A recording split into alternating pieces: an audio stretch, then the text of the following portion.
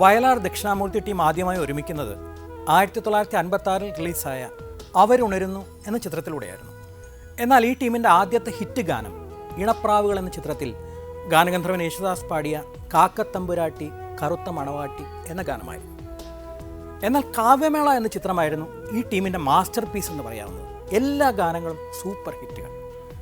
1970 പുറത്തിറങ്ങിയ കുറ്റവാളി എന്ന ചിത്രത്തിൽ വയലാറും ദക്ഷിണാമൂർത്തി സ്വാമിയും ചേർന്ന് മനോഹരങ്ങളായ ഗാനങ്ങൾ ഒരുക്കിയിരുന്നു.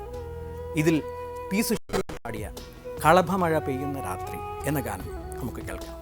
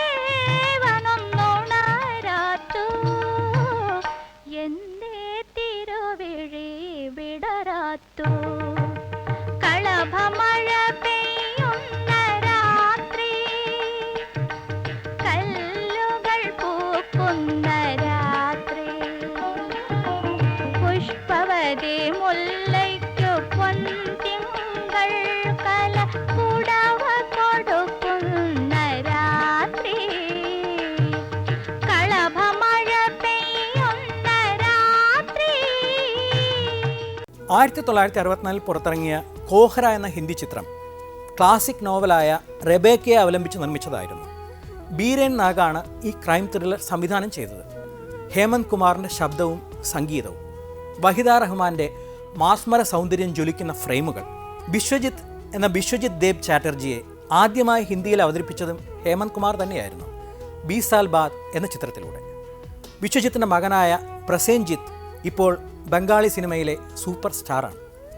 കോഹ്ര എന്ന ചിത്രത്തിലെ ആ അനശ്വര ഗാനം നമുക്കൊരു